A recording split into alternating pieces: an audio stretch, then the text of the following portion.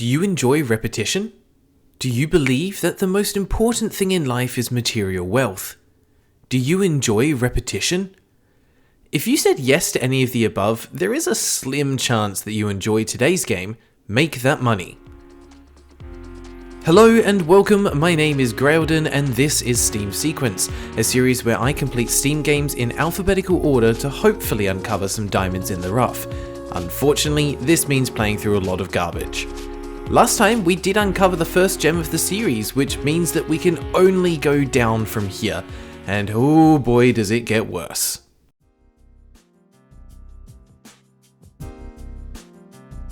Make That Money is developed by Eco Games, the same developers that created Dropblocks, which I reviewed a few episodes ago. At the time, I thought Dropblocks was an okay game, not amazing, but not awful either. Well, Dropblocks was released in 2021, and now we're going back in time to 2017 for their first ever game, Make That Money. So the odds of this game being worse are pretty darn high. To get an idea of how bad though, I'm going to play you a snippet of the trailer. We can see that it appears to be a top-down role-playing game or a life sim, and from the Steam description we learn that the goal of the game is to become a millionaire by whatever means necessary. Not a bad concept, we could be in for some GTA-style gameplay. Spoiler for later, we're not. In the trailer, we get to see the main character, John, walking around a town, interacting with various shops, houses, etc., and then it just ends. This hasn't been edited, it just cuts off. Does anyone else have a looming sense of dread, or is it just me? Well, it only costs $1.29, so let's bite the bullet and dive in.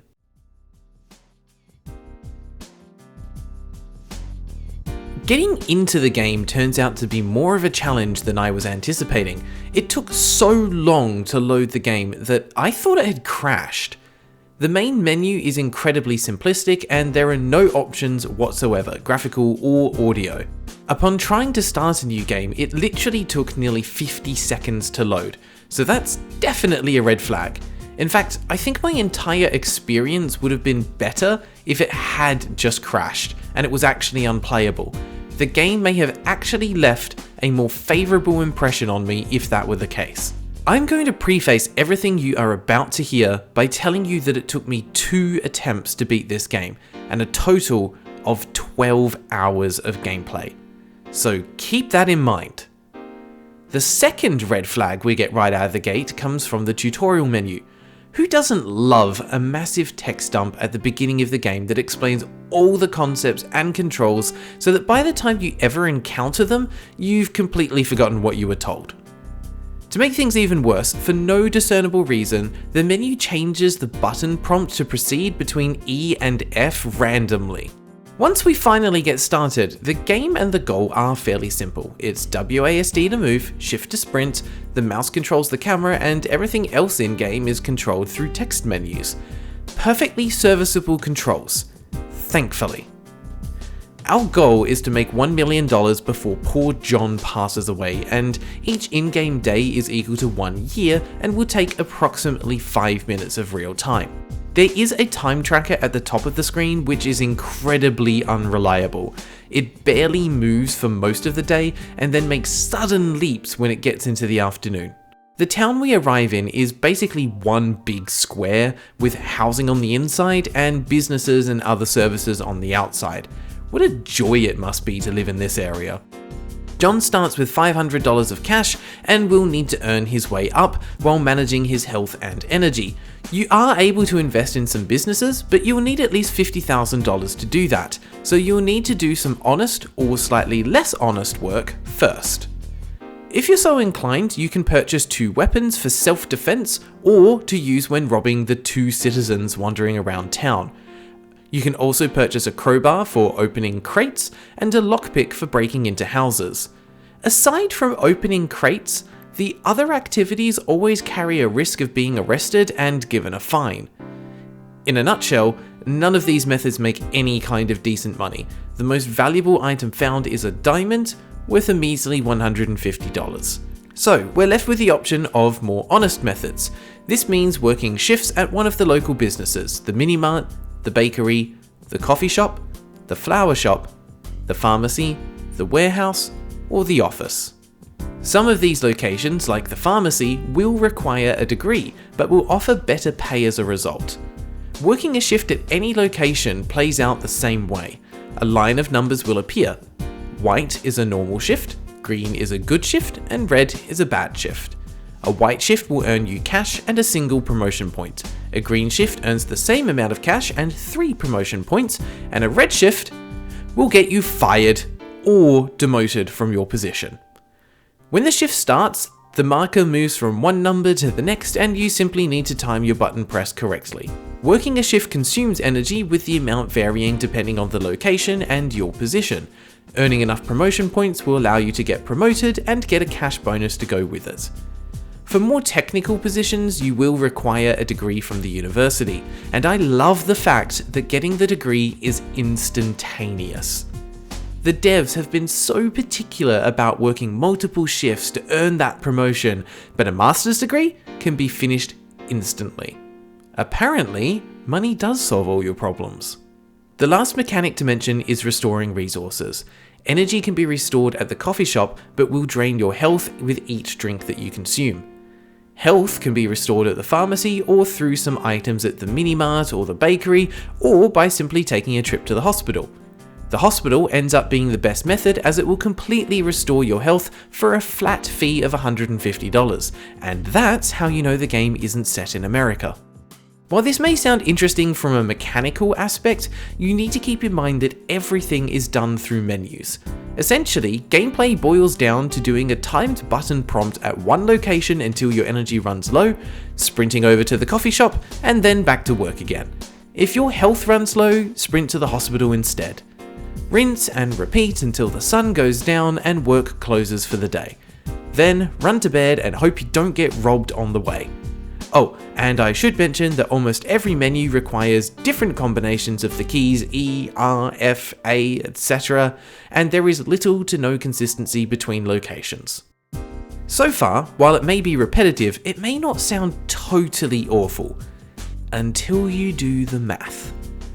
After doing some investigating, I found that the highest paying job is at the office, and requires spending nearly $100,000 at the university to earn the right to work there.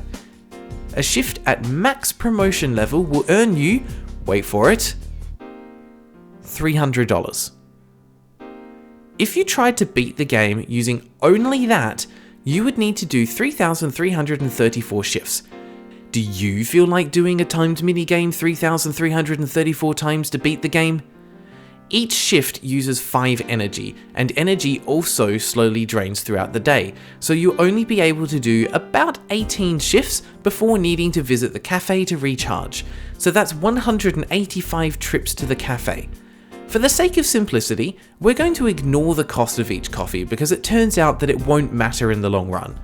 Even if you can manage about 3 repeats of this cycle per in-game year, it would still take about 62 years to reach $1 million with this method.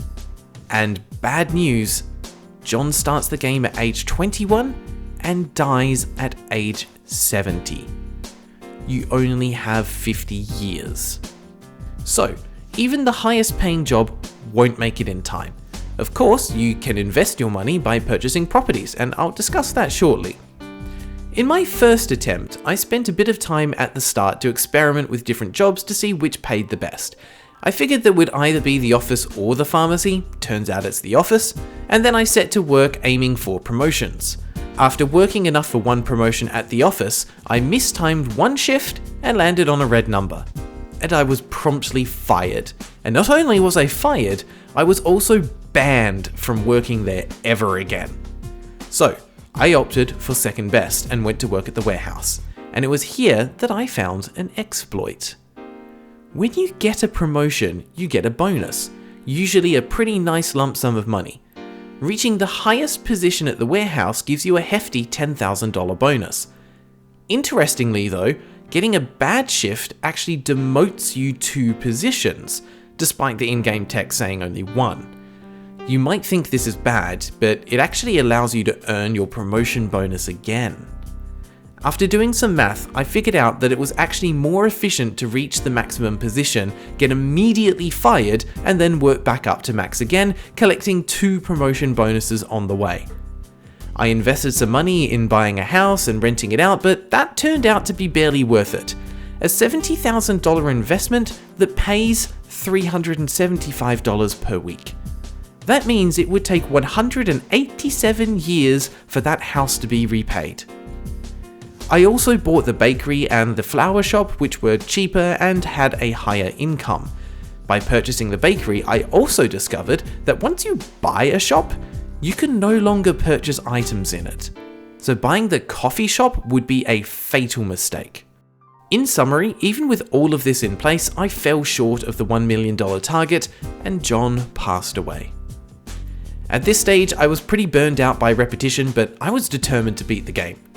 So I went back for round 2. John Jr. enters the town on a mission to outshine his father and fulfill his dream. And this time, I focused on the office and worked my way to the top. The promotion and demotion method applies here as well, earning $46,500 instead of $30,000 for the same number of shifts. I bought the bakery and the mini-mart, but not the flower shop this time, as the earnings there were very low. I also ran into some bugs that made it so that I nearly failed again. I saved up $110,000 and then purchased one set of the apartments and started earning $1,750 per day, despite the description saying it would earn $3,500 per day. I then saved up another $110,000 and bought the second set of apartments, and these never earned anything. I don't know why, they just never had any money to collect. I guess the town population is too low? I've only seen 2 people walking around the town, so maybe? That would make sense considering that I also bought 2 houses for $70,000 each and then rented them out, and again, only one of them was actually making any income. The best investment I made was purchasing the warehouse, which made up to $10,000 in a single day. Through a combination of these properties plus working at the office, John Jr. achieves his lifelong dream of becoming a millionaire at the age of 68. Which means he gets to enjoy his money for less than 2 years before dying. Good job, John Jr. Now, before I reveal the ending, take a moment to guess what happens when you finish the game. Ready? If you guessed absolutely nothing, well done! Your prize is absolutely nothing. After becoming a millionaire, the game fades to black, a loading screen appears, and we're back in the tutorial. Really? Really, devs? You really think I'd want to play this again?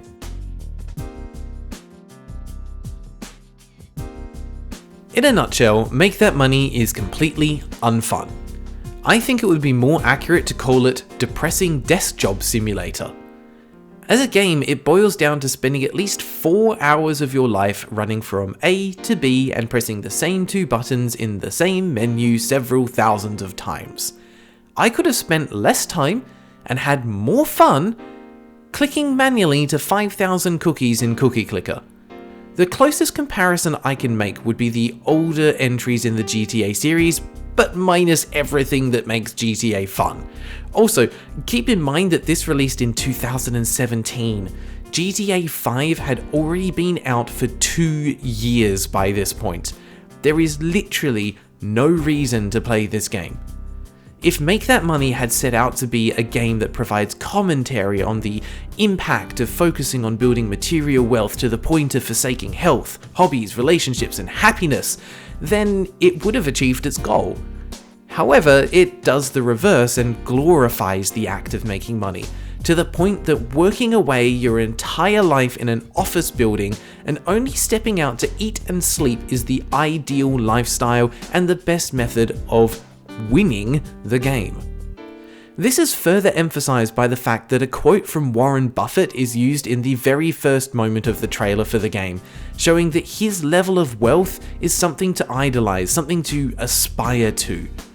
And because of this, I award Make That Money 0.00093 out of 10. Because that's the percentage of Warren Buffett's net worth you earned in your entire life. Thanks for watching. This game was pretty painful to play, so I hope you got some enjoyment from my suffering. If you did enjoy the video, please consider leaving a like or even subscribing if you want to see more in the future. And until next time, take care.